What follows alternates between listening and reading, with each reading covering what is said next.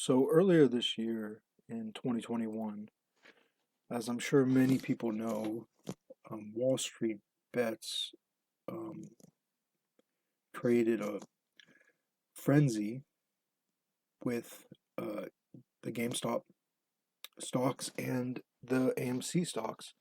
It was, I'll say, semi-coordinated effort at the beginning, but then after a while, regular people began joining in and buying and holding stocks to get back at hedge funds um, who have more power than the average person, but not more power than the average person collective, I'll say. So I think, and I'm not the only one that thinks this, uh, Rudy from Alpha Investments obviously has talked about this, but the magic reserve list market is a lot like what happened with Wall Street Bets. Um, I'm a part of it. Um, MTG Lion's a part of it. Rudy's a part of it. Those are people that have way more money than me. I really do think I represent more of the under $50,000 a year um, person when it comes to um, getting into this game. But I can tell you for sure that regular people are buying up reserve list cards and I think holding them. At least that's what I'm doing. Let's see, about a couple weeks ago, I went into my LGS and bought out their entire store, and they had their prices dirt cheap. This is MTG Goldfish and how they price things. I mean, I was buying Meditate, for example, probably for $10. Um, Ultra Bone probably like $5. I mean, just crazy low prices I was buying these at, and I probably spent $500 to get about, let's see, yeah, probably about like 120 reserve list cards. I spent about $500 in like 3 days, coming in and buying.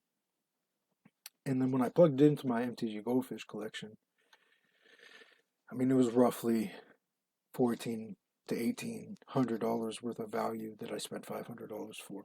So that goes to show not only my area was unaware of the prices of the reserve list, but that the reserve list has gone crazy with just even like the lesser known cards, seemingly cards that kind of suck, the flip coin mechanic cards, um, like Dwarven uh, Thaumaturgist. I mean, I don't know how good of a card this is, but it's now almost $15. I probably spent like $3 on it. I mean, it's just really nuts. I did buy a higher end reserve list card from Arabian Nights. Spent it's legitimately beat up. Mao played a heavy play, and I spent $125 for it, and I threw it up on eBay at auction, and it went for 2 and 2. Um, so even cards that are in rough shape are selling for a lot. And let's zoom in. I could even show you the scans and what they look like. Right? This is not a near mint card. Let's see. Especially the back. The back is even worse. So even there, what was 125, netted me extra $50 in 7 days. So it was nice. Um, but because I put so much money into this one card, made me want to flip it. But what happened earlier on this year is I was buying a couple of reserve list cards here and there, looking to flip them at auction for $10, hoping to make $10. Like Frankenstein's Monster, I probably bought for $5 and then sold it for $15, maybe like January 15th or something. And now I feel like a moron because let's just see. Let's just go to rares.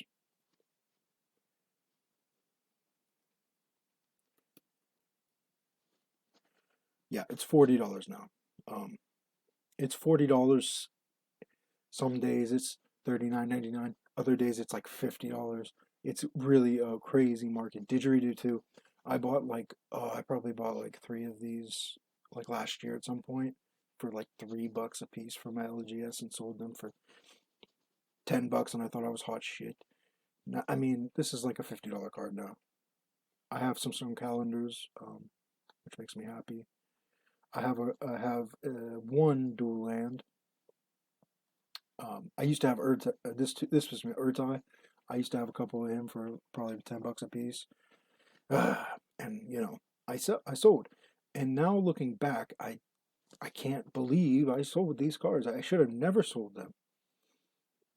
They have nowhere to go but up, right? And I think they have a better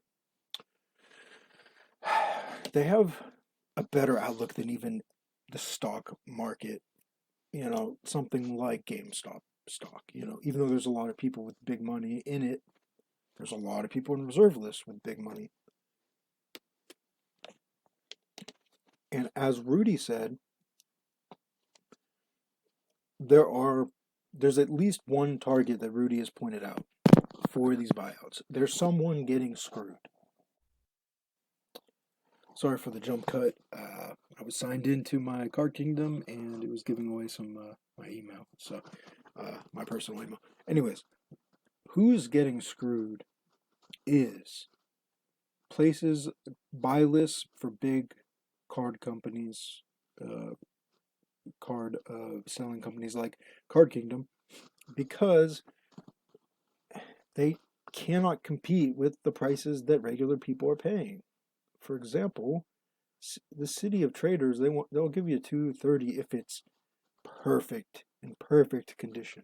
Let's just see. Let's just go to the Serendib of Gin. Oh, Serendib, yeah. They would have given me $165 if it was mint, like near mint. Mine was like heavy played, and it sold for 202. Why in the hell would I ever sell these cards to Card Kingdom? I don't think anyone is, and if you are, I mean, stop. They're not. You're getting ripped off. They would have marked this card down. They would have marked it down by, I think, like 30%. So, yeah, let's figure this one out.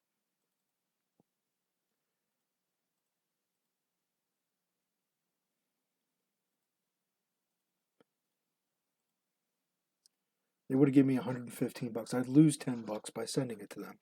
Even more because I'd have to pay for my own shipping. So no one should be sending cards to Card Kingdom, no release reserve list.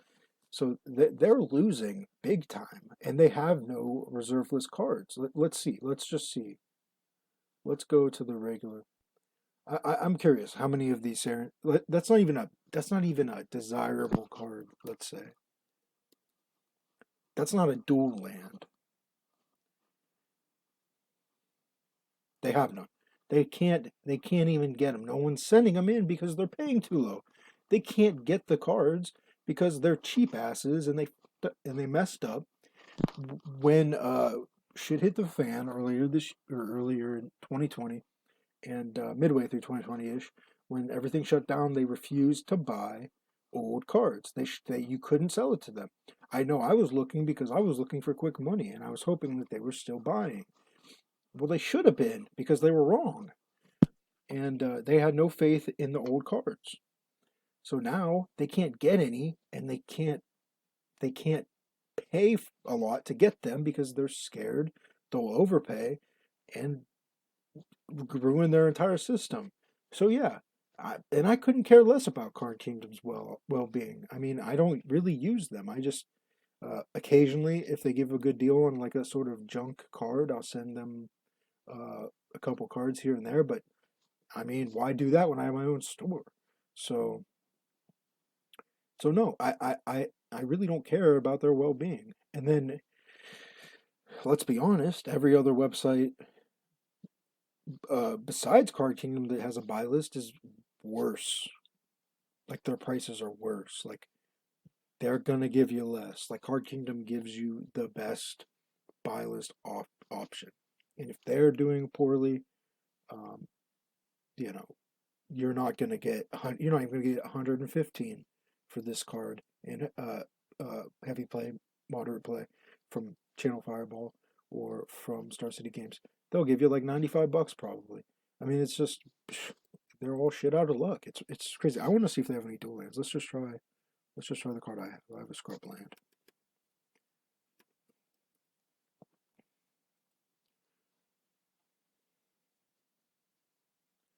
Okay, they have some scrub lands. They have one unlimited at good for 560. They've got 6 excellent at 359, right? 6 very goods and then 8 goods. So they got a lot of no near mins. Let's see. Let's see what they'll give me for my scrubland, which is probably light play.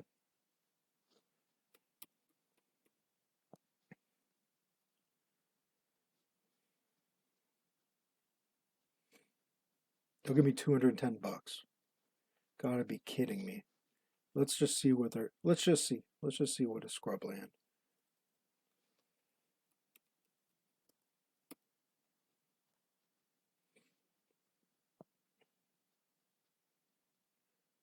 And I'm at sold listing. So yeah, maybe they're right.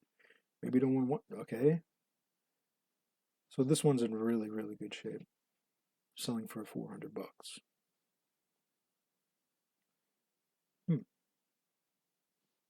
Okay. The dual lands might be different. February 27th. Nothing after that, huh?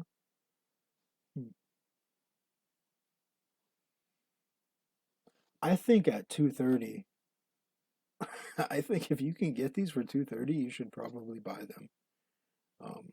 They're probably the least desirable or one of the least desirable dual lands, but they're still a dual land. I still think that price is ridiculously low. But this one, oh, it's signed too. Interesting. Only going for 225. Are people dumb? I think people are dumb. Whatever. Get them while they're cheap, because I honestly $210, $220 is pretty cheap for these. Especially when a damn beat up Serendib Jin is going for $200. Are you kidding me? No one wants that card. Anyways, for certain cards, I'll say, and isn't that crazy? They're still going to charge. You know, they're still going to charge. What is it? $360 for a light play scrubland. Don't buy from them and don't sell to them.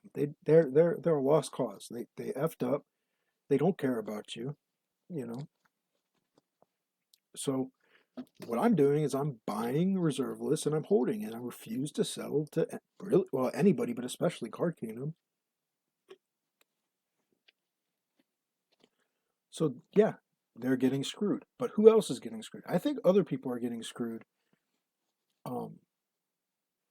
To a certain degree, they probably don't care, but there's rumors going around that every time the reserve list buyouts start happening, you'll get those rumors that they're going to reprint the reserve list.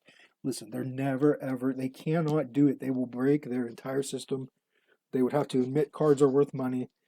They would have to admit there's a secondary market and some cards have a lot of value to it. So they cannot risk the lawsuits that would come from people who've put thousands, maybe even millions of dollars into reserve list cards without the backlash of lawsuits opening up the can of worms that a judge is going to have to decide. Are your cards worth something? And do you have to acknowledge that? And then are your booster packs gambling? And they do not want that. They do not want their cards to be considered. They don't want their game to be considered a form of gambling. It'll lock them out of some European countries entirely. They will never reprint the reserve list. But those rumors pop up, and there's theories that those rumors are either created by Card Kingdom people or rich people with money and collections and want to scare the little guy into selling their cards, right? Into selling so that they lower the prices. Everyone panic sells, and then they can scoop up all the cards for themselves for cheap. And this is exactly the same thing that happened with the hedge fund people and Wallstreetbets with GameStop and AMC, But you got to look through that because as a normal person, as a little guy, we are protecting these cards from entering the hands of the few or the people that would rip us off later. Give a Firestorm to Card Kingdom for $10 and they sell it for 35 back. It's bullshit. So it is very much like Wallstreetbets in this way. Regular people are buying, they're holding, they're raising the price. I bought a card today. Here, let's see. MTG Reserved List. Hello. Sold. Let's see. Okay, let's just look at and then let's also look at how often stuff is selling. Like, someone just bought a Guy's Cradle for about $1,000. Fork is going. Some of these prices on here are still pretty cheap. I mean, keep buying. Seriously, just keep buying. They're so cheap. I bought this. I just like the art, and I bought the Willow Priestess. I don't have this card. I thought it was pretty cool. So I bought it for like $13, free shipping. So I'll add that to my binder, and I'll be really happy about it. But everyone is buying it, constant buying. It's interesting to see some of these prices and see the fluctuations. And if you can get some like foils, reserve list foils, like that's like it's like minimum like $200 at this point. It's absolutely crazy. But you're looking at like more, what is it, Urza Legacy? I can't remember the first set that had foils. Urza Saga, maybe. Anyways, even the beat up ones are going for decent amounts. And I still think they're cheap, and I think people are buying, holding like diamond hands, just like Wallstreetbets, and they won't sell, maybe ever, but they definitely won't sell until they're happy with the prices. And at the end of the day, what this is really telling, what this really tells is that nobody likes the dollar. The dollar is screwed. So, yeah, buy reserve list, put a couple in your collection, put them in top loaders, put them in your binder, and just leave them there. Even if the cards go down in the next few months, which they probably will to a little bit, but they'll never go down. That's the thing. They never will go down to their previous lows. It's very unlikely. These jumps, these spikes happen almost every 5 years since Rudy started. Well, this is the second time it's happened since Rudy started his channel. So if these even dip down in the next couple months, which I'm not convinced they will, but if they do, give it 5 more years, they'll jump up twice as high as they were the previous jump. That's how it works. These will never not have value. They are so rare and scarce compared to other collectibles. So,